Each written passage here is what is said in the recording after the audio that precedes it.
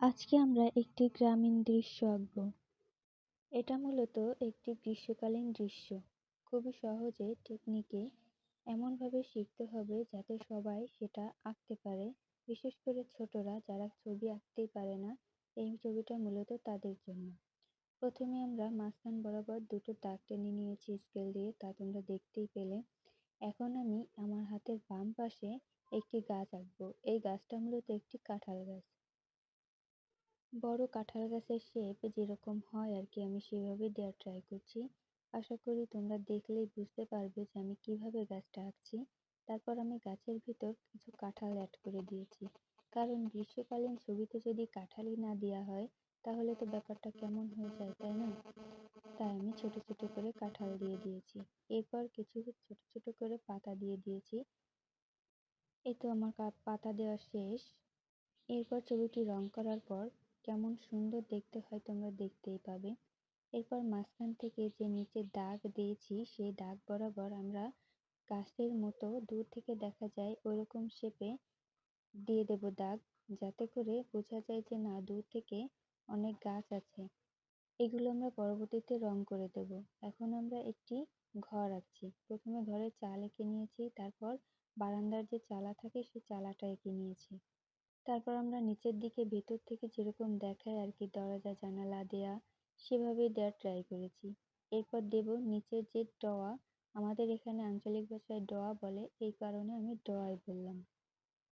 এভাবে আস্তে আস্তে আমি আমার ঘরের আকৃতি শেষ করে ফেললাম। এভাবেই সহজভাবে ছোটদেরকে শেখাতে হবে, তাহলেই তারা স্বাচ্ছন্দ্যে ছবি আঁকা শিখবে। তারপর আমি মাঝখানে যে ডোয়ার মতন থাকে বারান্দায়, সেটা আমি হালকা পেন্সিল স্কেচ করে নিয়েছি। এখন গাছের উপরে একটি আম গাছ আঁকবো এবং ছোট ছোট করে আমও দিয়ে দেব, এবং এটাকে রং করার পর বেশি ফুটে উঠবে, তা তোমরা ভিডিও লাস্টে দেখতে পাবে। দৃশ্য আঁকার সময় অবশ্যই মনের ভিতর একটি ছবি এঁকে নিতে হবে এবং সেই অনুযায়ী আঁকতে হবে, তবে আঁকাটা সুন্দর এবং সহজভাবে হয়ে যাবে। এখন আমরা এই দূরের গাছ এই ঘরের সাথে মিলিয়ে দেব। এই তো মিলিয়ে দেওয়া হয়ে গেল। এখন আমরা একটি সূর্য আঁকবো।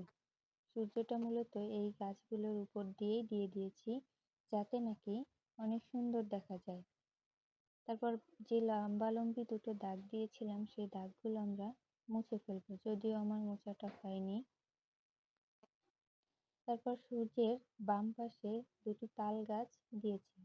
তাল গাছগুলো দূর থেকে দেখা যাচ্ছে এরকম ভাবে আঁকতে হবে। তাল গাছ দূর থেকেই দেখা যায়, এরকমই দেখা যায় সুন্দর। রং করার পর আরো বেশি ফুটে উঠবে। এখন আমার তাল গাছ আঁকা শেষ। আমি আকাশে পাখি উড়ছে এরকম কয়েকটা পাখি এঁকে দিলাম। এখন আঁকা বাঁকা মেঠো পথটা এঁকে দিলাম।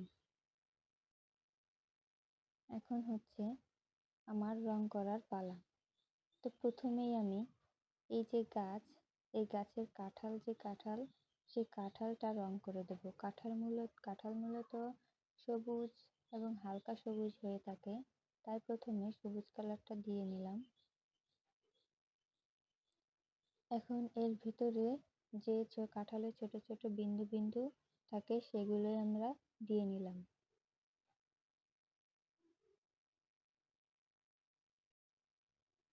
এভাবেই কাঁঠাল আঁকা এবং রং করা শেষ হয়ে গেল। এখন গাছের যে বাকল থাকে সেই বাকলটা আমরা রং করব।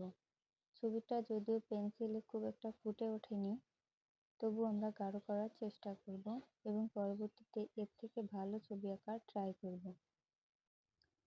তো চলো আমরা গাছের বাকল রং করে ফেলি। গাছের বাকলে যে রংটা হয় মূলত সেই রংটাই আমরা এখানে অ্যাপ্লাই করেছি। আস্তে আস্তে রং করতে হবে যাতে এদিক সেদিক না ছড়িয়ে যায়।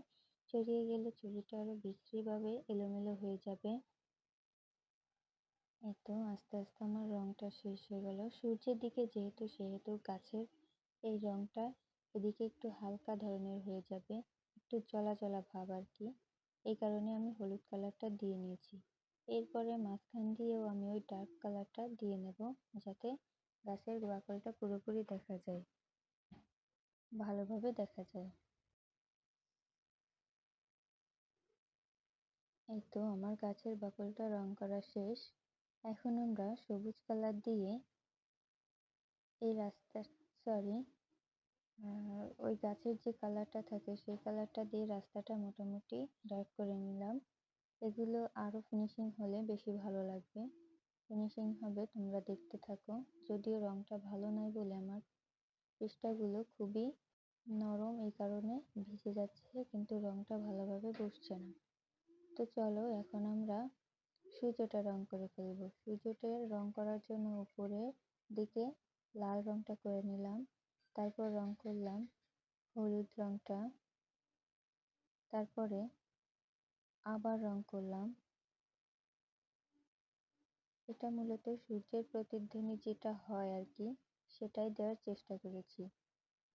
আর ছবি আঁকতে আঁকতে তোমাদের কাছে আমি একটা কথা বলে রাখি, অবশ্যই আমার চ্যানেলটি সাবস্ক্রাইব করে রাখবে, যাতে নতুন নতুন ভিডিও দেওয়ার সাথে সাথে তোমরা দেখতে পাও। এবং আমার চ্যানেলটি যদি সাবস্ক্রাইব করো, লাইক কমেন্ট শেয়ার করো, তাহলে আমি ছবি আঁকতে বেশি উদ্যুক্ত হব এবং তোমাদেরকে নতুন নতুন ভিডিও উপহার দেব। এই তো কথা বলতে বলতে আমার ঘরের চালার রংটাও হয়ে গিয়েছে। এখন আমরা গাছের যে সবুজ পাতা, সেই সবুজ পাতাগুলো রং করে দেব। এখানে যেগুলোই সবুজ পাতা আছে সেগুলোই সবুজ করে দেওয়ার চেষ্টা করব। এই তো আমার গাছটা সবুজ কালার করা হয়ে গিয়েছে পাতা। এখন আমরা ওই দূরে যে আছে গাছ দিয়েছিলাম আর কি, ওইগুলো রং করব। এভাবে স্টেপ বাই স্টেপ আমরা রং করে নেব সবকিছু। এখন দেখতেই পাচ্ছ ছবিটা আগের তুলনায় এখন কত সুন্দর ফুটে উঠেছে। যদিও রং করাটা একটু ঝামেলার হয়ে গেছে, কারণ রংটা ভালো না। আগে জানলে আমি এই রংটা করতাম না, প্যাস্টেল রং দিয়ে কাজ করতাম। তবুও যা হয়েছে হয়েছে, এরপরের থেকে খুব ভালোভাবে ভালো রং দিয়ে কাজ করব। এখন আমরা ওই তাল গাছের বাকল যে কালারটা হয় সেটা রং করে দিলাম। এখন দেব মেঝে, ছোট ছোট ঘাসের দানা দেখা যাবে এরকম করার ট্রাই করলাম। এই তো পুরোপুরি রং করা হয়ে গেল। এখন এর ভিতরে কিছু কিছু হালকা সবুজ দেওয়ার ট্রাই করেছিলাম ঘাসের মতো, কিন্তু আমার আসলে হয়নি। এই সবুজ কালারটা এত গাঢ় হয়েছিল যে আমি রং দেওয়ার সাথে সাথেই খাতাগুলো আর কি রংটা ছড়িয়ে যাচ্ছিল। তো এই হচ্ছে আমার ছবির ফাইনাল লুক। ভালো লাগলে অবশ্যই লাইক কমেন্ট আর শেয়ার করবে, সাবস্ক্রাইব করতে ভুলো না। ধন্যবাদ।